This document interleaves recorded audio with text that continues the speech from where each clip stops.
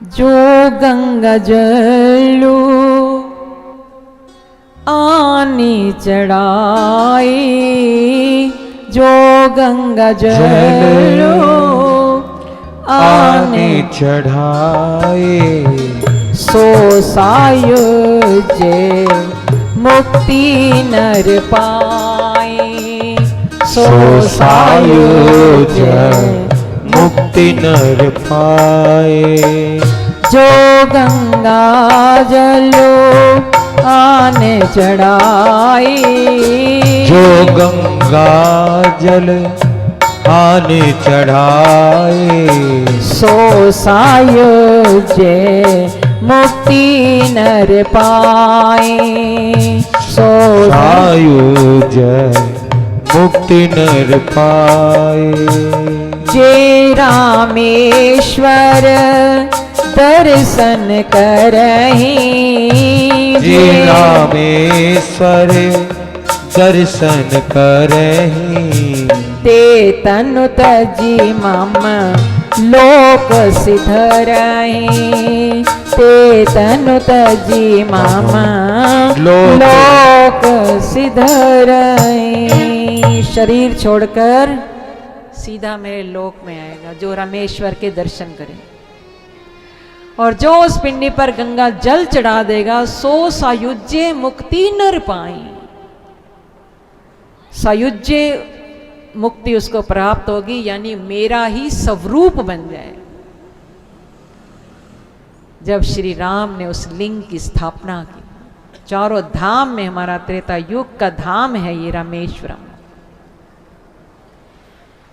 50 संतों की टोली के साथ जब वो गंगा जल चढ़ाने के लिए आ रहे हैं, रास्ते में सुनसान जंगल पड़ा, एक गधा प्यास से तड़प रहा था। सभी साधु संत ब्राह्मण जन आगे बढ़ गए, पर सब एक नाजी ने जब उस गधे को तड़पते हुए देखा तो वो समझ गए कि इसको पानी चाहिए। इधर उधर दृष्टि दौड़ाई, कहीं पानी ना मिला। सोचा थोड़ी देर इसको पानी ना मिला तो इसके प्राण चले जाएंगे, पाप मुझे भी लगेगा, मैं देख रहा हूं उसको तड़पते हुए। तो उन्होंने क्या किया, जो इतना पवित्र गंगा का जल गंगोत्री से लेकर आ रहे थे, गंगोत्री की यात्रा बड़ी कठिन है और पहले तो ऐसे कोई साधन तो होते नहीं थे, पैदल यात्रा होती थी, बड़ी कठिन यात्रा करके आते थे। कई महीनों लग गए उनको पैदल यात्रा में। वही गंगा का जल संत एकनाथ जी ने उस गधे के आगे पूरा कलश रख दिया। जब रखा तो बाकी साधु संत बड़ी निंदा करने लगे, ये कैसा संत है, इतना पवित्र गंगा का जल और गधे को लुटा दिया। पर संत एकनाथ जी ने किसी की बात का बुरा नहीं माना, क्योंकि उनको तो गधे में भी कौन दिखाई दे रहे थे, भोलेनाथ। आगे बढ़े तो देखो आज प्रभु क्या लीला करते हैं। जब रामेश्वरम के द्वार पर पहुंचे वो, शिव भोले भंडारी के द्वार पर, तो आज उस मंदिर के जो महंत जी थे दिव्य पुष्पों की माला लेकर द्वार पर खड़े हैं।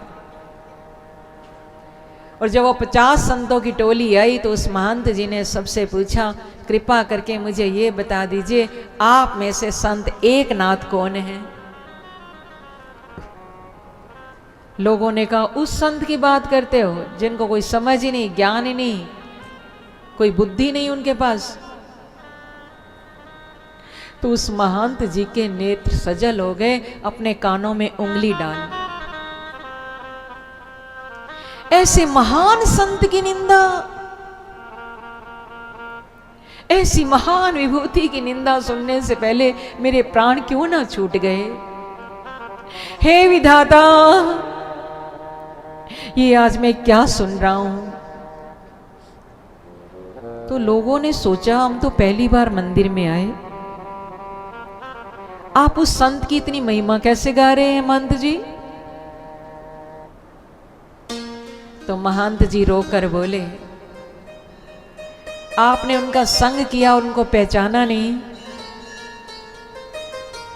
ऐसे तो भगवान श्री कृष्ण जब आए, श्री राम जब आए, संग तो कईयों को मिला, पहचानने वाली आंख तो देवताओं की थी, भक्तों की थी, असुरों की थोड़ी ना थी। पहले भी थे, अब भी। बोले ऐसी महान विभूति की आप निंदा कर रहे हैं, बोले आप प्रशंसा कैसे कर रहे हैं इस संत जी की? तो महंत जी ने कहा, सुनना चाहते हो तो सुनो। रो कर बोले, बोले बरसों हो गए मुझे इस मंदिर में भगवान भोलेनाथ की पूजा अर्चना आराधना करते हुए, पर आज तक भोलेनाथ को मेरी भक्ति रास नहीं आई। शिव बोले मेरी भक्ति से प्रसन्न नहीं हुए, पर कल की रात्रि मेरे लिए बड़ी शुभ रात्रि थी। कल की रात्रि में भोलेनाथ ने स्वयं मुझे दर्शन दिए और दर्शन देकर ये दिव्य पुष्पों की माला दी और साथ में मुझे ये आदेश दिया कि कल तुम्हारे द्वार पर 50 संतों की टोली आएगी, उसमें जो संत एकनाथ आएंगे ये दिव्य पुष्पों की माला उनके गले में पहना देना और उनके चरणों में प्रणाम करके कहना, जो जल उसने गधे के रूप में मुझे पिलाया है, ऐसा जल तो कोई बिरला ही मुझे पिलाता है, और ऐसा जल पीकर ही मैं अपनी प्यास बुझाता हूं। अरे कथा सुनकर अच्छा लगे, भगवान का दर्शन वैसे तो हमें हो ना हो, एक भक्त के माध्यम से आप अपनी मन की आंखों से दर्शन करें। उस महंत जी ने कहा कि संत एकनाथ जी की कृपा से मुझे शिव भोले ने दर्शन दिए, कृपा करके मुझे उनके दर्शन कराइए। संत एकनाथ आप में से कौन है? तब सब लोगों ने एकनाथ जी को आगे कर दिया, यही है एकनाथ जी। तो उस महंत जी ने, जो सारी दुनिया आज तक उस महंत जी को प्रणाम करती थी, आज वो महंत जी संत एकनाथ जी के चरणों में गिर पड़े और उनके गले में वो दिव्य पुष्पों की माला पहना दी। एकनाथ जी ने अपने आप को पीछे हटाया, महंत जी महाराज ये क्या कर रहे हैं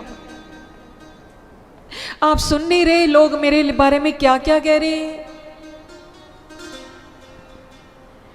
तो महंत जी ने कहा, हे संत जी महाराज, अब आप अपने आप को आप नहीं छिपा सकते, मैं आपकी महिमा जान चुका हूं, स्वयं भोलेनाथ ने मुझे आपकी महिमा बताई, आप चलिए मेरे साथ। अंदर गए, रामेश्वरम शिव भोले की पिंडी पर ऐसे कलावा डाल के एकनाथ जी बैठ गए और रोकर कहने लगे, प्रभु अगर आपने परीक्षा भी लेनी थी तो किसी और तरह से ले लेते, आपने भक्त की परीक्षा लेने के लिए गधे का शरीर रचा और मैं आपको पहचान भी ना पाया। यदि ये महंत जी सच कह रहे हैं तो हे भोलेनाथ, हे शिव शंकर, हे जटाधारी, हे गंगधारी, एक बार मुझे अपना साक्षात दर्शन दीजिए प्रभु, एक बार अपने दर्शन दीजिए ठाकुर।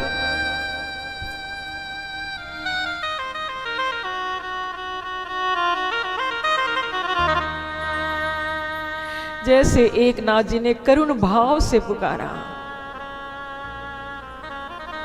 उनकी स्तुति में बड़ा दर्द था। दर्द भरी स्तुति सुनकर सच मानो उसी पिंडी में से डमरू बजाते हुए शिव भोले भंडारी प्रकट हो जाते हैं।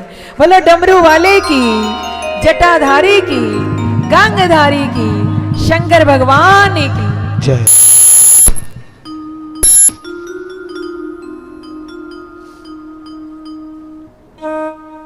बाकी किसी को दर्शन नहीं हो रहे क्योंकि उनमें तो अहम भाव था ना। लोगों को लगा कि कोई दिव्य तेज है यहां पर। तो कहने लगे प्रभु हमें भी दर्शन दीजिए ना। शिव भोले ने कहा तुमने मेरा अपमान किया होता तो शायद मैं तुम्हें माफ भी कर देता, पर तुमने तो मेरे भक्त को अपमानित किया, मेरे भक्त की निंदा की, पर पूर्ण संत की निंदा की। मेरा दर्शन चाहते हो तो पहले इस संत जी के चरणों में क्षमा मांगो। सभी झुक गए। संत जी महाराज हमारे अपराध को क्षमा कर दीजिए, हमारे लिए भी भोलेनाथ से प्रार्थना कीजिए, हमें भी अपना दर्शन दें।